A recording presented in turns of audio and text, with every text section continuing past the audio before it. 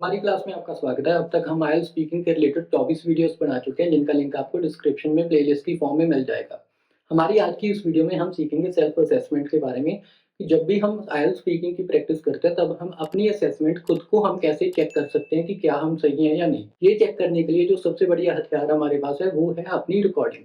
और रिकॉर्डिंग सिर्फ voice recording नहीं, in this case I would suggest कि आप अपनी वीडियो रिकॉर्डिंग करो और 2 मिनट स्टडीज़ या करियर के ऊपर बोलो। अगर तो आप एकेडमिक के स्टूडेंट हो, तो आप स्टडीज़ के बारे में बोलो, और अगर आप जनरल के स्टूडेंट हो, तो आप करियर के बारे में बोलो, क्योंकि वो बहुत कॉमन टॉपिक्स हैं जिनके ऊपर आपको बोलना पड़ सकता है। अगर आप उनके ऊपर 2 मिनट बोल पा रहे हो, so you will be easily able to assess कि आप कहाँ पे सही हो, कहाँ पे गलत हो। तो इन दिस केस हम 4 लेयर एनालिसिस मेथड का यूज़ करेंगे। 4 बार अपनी वीडियो को देखेंगे, वो 2 मिनट की जो वीडियो आप बनाओगे, और चारों बार अलग-अलग चीज़ के ऊपर फ़ोकस करेंगे। पहली बार हम क्या करेंगे, हम कंटेंट ऑर्गनाइज़ेशन के ऊपर फ़ोकस करेंगे। कंटेंट ऑर्गनाइज़ेशन का क्या मतलब होता है, वहाँ पे हम ये देखेंगे कि हमारे आइडियाज़ आपस में कनेक्टेड है या नहीं, हमने जिन बातों के बारे में बात करी वो रेलेवेंट थी या नहीं। इसमें हम जो स्पेसिफ़िक चीज़ों का ध्यान देंगे वो ये है, पहले did your ideas flow logically? क्या जो हमारे आइडियाज़ थे, ये आइडिया 1 हो गया, आइडिया 2 हो गया, क्या इस आइडिया से इस आइडिया पे हम नेचुरली मूव करें या एकदम से जंप करके? क्या इन दोनों के बीच में कोई रिलेशन था या नहीं था? उस चीज़ के ऊपर हम फ़ोकस करेंगे। उसके बाद वर योर एग्ज़ाम्पल्स रेलेवेंट? जो आपने एग्ज़ाम्पल्स दिए, क्या उनका लेना-देना आपके आइडियाज़ के साथ था? अगर आपने ये बात बोली और ये एग्ज़ाम्पल दिया, क्या ये एग्ज़ाम्पल यहाँ पे एप्लीकेबल था या नहीं था? लास्टली हम फ़ोकस करेंगे, did you provide sufficient detail? जो आपने आइडिया दिए, जो आपने एग्ज़ाम्पल्स दिए, जो उनके बारे में आपने सपोर्टिंग डिटेल देनी थी, क्या वो इतनी ज़्यादा थी कि हम उन्हें काफ़ी बोल सकें?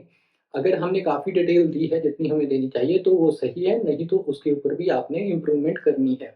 सेकंड लेयर, सेकंड बार जब आप वीडियो देखोगे, तब आप लैंग्वेज के ऊपर फ़ोकस करोगे। लैंग्वेज का क्या मतलब है कि कैसे वर्ड्स, कैसी वोकैब्युलरी आपने यूज़ करी। इसमें पर्टिकुलरली आपका फ़ोकस होना चाहिए, how varied was your vocabulary? आपकी जो वोकैब्युलरी है, वो कितनी ज़्यादा डिफरेंट थी, कितनी ज़्यादा वेरिड थी, कितनी ज़्यादा अलग थी। उस चीज़ के ऊपर हम फ़ोकस करेंगे। उसके बाद जो सेकंड चीज़ है, did you use appropriate grammar structures? क्या जो आपने ग्रामर के स्ट्रक्चर्स यूज़ करे, क्या वो सही थे? ऐसा तो नहीं कि आप सेम तरह के सेंटेंसेस को बार-बार बोलते रहे, सिंपल सेंटेंसेस को बार-बार बोलते रहे और आपने कंपाउंड और कॉम्प्लेक्स सेंटेंसेस यूज़ ही नहीं करे। आपने कंडीशनल्स यूज़ ही नहीं करे। तो ये जो सभी चीज़ें हैं, इनके ऊपर भी आपने ध्यान देना है। लास्टली इस केस में हम देखेंगे, वर योर ट्रांज़िशन स्मूथ?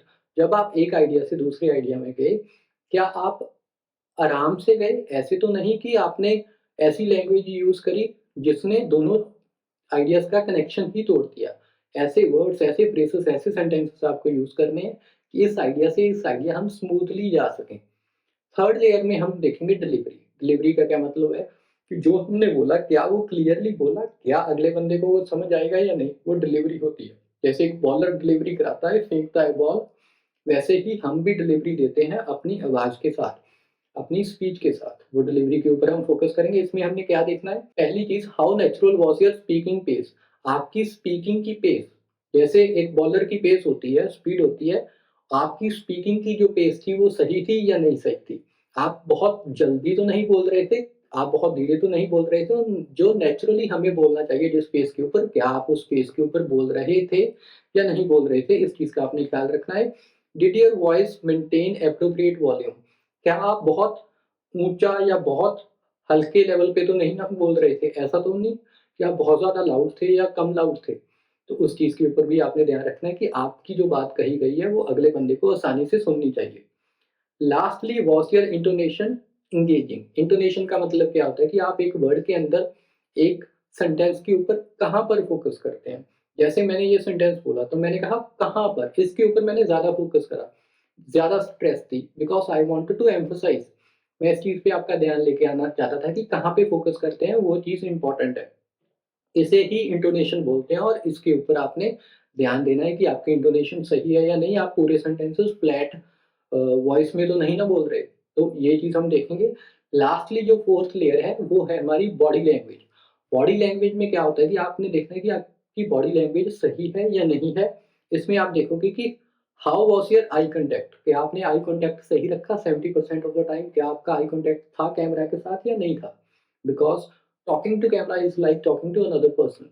तो अगर आप कैमरा के साथ सही तरीके से आई कांटेक्ट मेंटेन कर पा रहे हो, तो इसका मतलब आप दूसरे इंसान के साथ भी कर ही पाओगे, एग्ज़ामिनर के साथ भी कर ही पाओगे। सेकंड चीज़ जो आपने नोटिस करनी है, did your posture support clear speech? जब भी हम अच्छे से बैठते हैं या अच्छे से खड़े होते हैं, तो हमारी जो आवाज़ होती है वो भी इम्प्रूव कर जाती है। तो इन दैट केस क्या करोगे आप? इस चीज़ के ऊपर फ़ोकस करोगे कि आपका जो पोस्चर है, क्या वो सही है या नहीं सही, वो भी आपने देखना है। लास्टली हम देखेंगे were your gestures natural and appropriate? जो आपके जेस्चर्स हैं, क्या वो सही थे या एप्रोप्रिएट थे या नहीं थे? इसका क्या मतलब है कि जो भी आपकी हैंड मूवमेंट हुई, जो आपकी हेड की मूवमेंट हुई, आइज़ की मूवमेंट हुई, जो भी मूवमेंट आपकी हुई, क्या वो मूवमेंट नेचुरली आपकी स्पीच के साथ जाती है या नहीं जाती? अगर वो नेचुरली जाती है, तो वो आपकी स्पीच को एनहांस करेगी, अच्छा बनाएगी। अगर नहीं जाती, तो बुरा बनाएगी। उस चीज़ के ऊपर भी आपने फ़ोकस करना है। सो ये थी हमारी आज की वीडियो। अब हमारा आईएलटीएस स्पीकिंग का जो कोर्स है, वो पूरा कंप्लीट हो चुका है, बट फिर भी अगर आपको कोई डाउट्स हों, कोई भी तरह का सवाल आपका हो, तो आप कमेंट्स में लिख सकते हो। अगर मुझे लगे कि उसके बेसिस पे हम कोई नई वीडियोज़ बना सकते हैं, तो आई विल एन्श्योर कि नई वीडियोज़ बने और आपके तक पहुँचे। अगली वीडियो में मिलेंगे। Thank you.